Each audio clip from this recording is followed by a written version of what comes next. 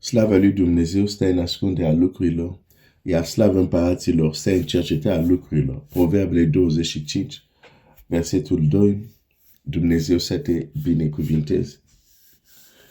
Ce oportunitate extraordinară a primit mama lui Samson. Dacă ne uităm în Scriptură, sunt câteva persoane care știm că Dumnezeu a anunțat nașterea lor. Și nu sunt foarte mulți.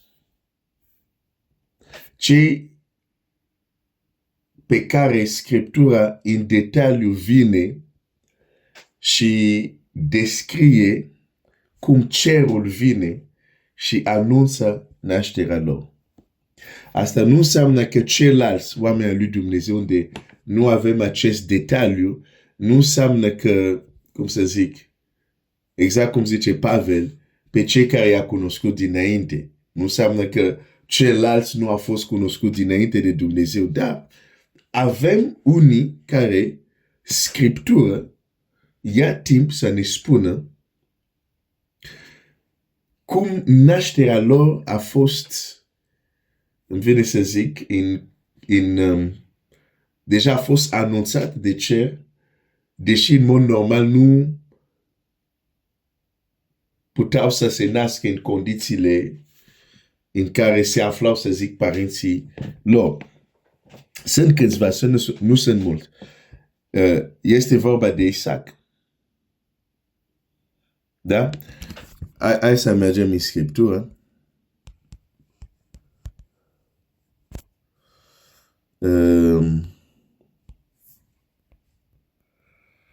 Și vreau să-ți arăt ceva.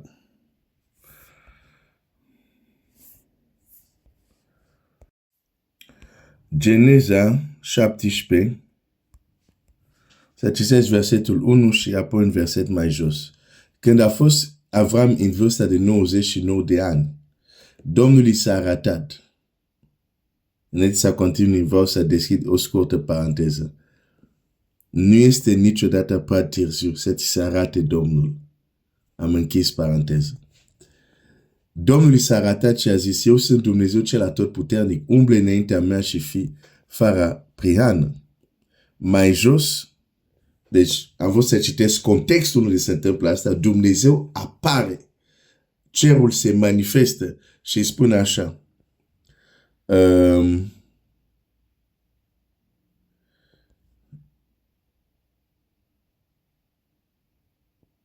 Versetul 19. Dumnezeu a zis, cu adevărat, nevasta ta, Sara, îți va naște un fiu și vei pune numele Isaac.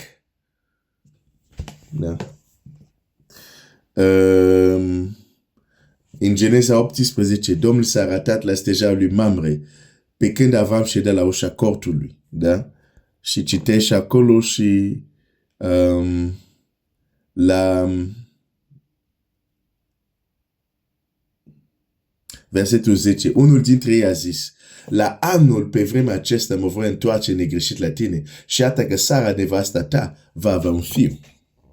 Deci, asta este una din persoane din Scriptură unde cerul vine și anunță că se va naște. Și într-un context unde în mod normal nu s-ar naște.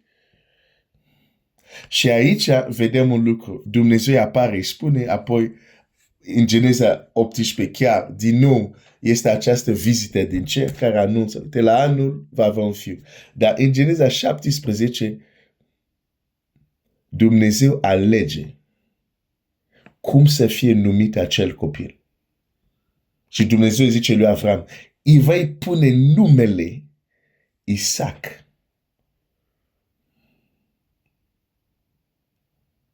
Da? Acum, în Vechiul Testament, mai cunosc un alt caz unde specific vine cerul să spună vei avea un fiu. Da? Apoi sunt alte împrejurări asemănătoare, dar Ca asta mai cunosc doar un alt caz. De exemplu, lucru asemănător, nu știu, Isaac se roagă pentru Rebecca, că nu avea, se roagă, Dumnezeu ascultă, e o luptă în ea, se duce, întreabă pe Domnul și Domnul zice, uite, sunt două națiuni, așa, dar nu este același lucru că ce vedem aici. Acolo e vorba că nu aveau copii, mijlocește Isaac, se roagă, Dumnezeu răspunde, apoi ea întreabă pe Domnul ce se petrece, că era o bătălie, să zică, în pentecul ei, dar nu este același lucru că ce se întâmplă aici. Să vin cerul, fie că Dumnezeu, fie că un înger, să zică, uite. Da? Mai cunosc un alt caz doar în Vechiul Testament. Dacă mergem în Noul Testament, cunosc două persoane pentru care se întâmplă. De asta, revin la ce am zis un pic înainte. Sau o să revin după. Dar hai să ne uităm la două persoane la care se întâmplă în Noul Testament. Mergem în cartea Luca.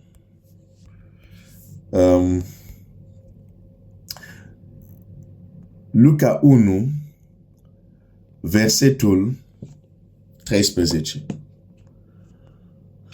Versetul 11. Atunci un înger al Domnului s-a arătat lui Zaharia și a stat în picioare la dreapta altarului pentru tămâie. Zaharia s-a înspăimântat când l-a văzut și a apucat frică. Dar îngerul i-a zis, nu te teme, Zahariu, fiindcă rugăciunea ta a fost ascultată. Nevasta ta, Elisabeta, îți va naște un fiu, căruia îi vei pune numele Ioan. În Noul Testament se întâmplă cu două persoane, unde un înger vine și declară, anunță nașterea unui copil din nou, care în mod normal nu s-ar fi întâmplat. Adică trebuie puterea lui Dumnezeu să intervină. Și aici, din nou, îngerul îi spune lui Zaharia, numele care o să-i spui, este Ioan. Bun. Versetul 30. Îngerul i-a zis, da? Versetul 28. Îngerul a intrat la ea și a zis, plecăciune ție care ți s-a făcut un mare har. Domnul este cu tine, binecuvântată ești tu între femei. La versetul 30, îngerul i-a zis, nu te teme, Marie, căci ai căpătat îndurare înaintea lui Dumnezeu. Și iată că vei rămâne însărcinată și vei naște un fiu care vei pune numele Iisus. Ai. Deci din ce văd? Din aceste patru oameni care, deci doi în Vechiul Testament, doi în Nou, unde cerul vine și anunță nașterea lor. Pentru că al patrulea sau al doilea din Vechiul Testament e vorba de Samson. De aceea revin la ce am zis. De multe ori se prezintă Samson ca, hai să zic, doar un destrabalat. Dar dacă studiezi mai atent, o să aveți mai mult decât atât. Pentru că, de exemplu, în Vechiul Testament e a doua persoană care se întâmplă ce se întâmplă, de exemplu, la Isaac. Și care se întâmplă doar încă la două persoane în Noul Testament. Unde Scriptura ia timp să explice cum cerul a venit și a zis, n-ai copii, vei avea copii. Însă ce mă interesează aici acum este că ai remarcat din patru, în trei cazuri, Dumnezeu a ales să dea nume. Dumnezeu nu a lăsat lui Avram să-l numească pe Isaac. I-a dat deja numele. Îi vei pune numele Isaac. Dumnezeu nu l-a lăsat pe Zaharia să pune numele la fiul său. Îi zice, îi vei pune numele Ioan. Maria nu a fost lăsat să pună ea numele. Îngerul zice, îi vei pune numele Iisus. Dar când ajungem, și e tare interesant, la mama lui Samson, care în Scriptura nici nu are nume, Dumnezeu îi dă onoare.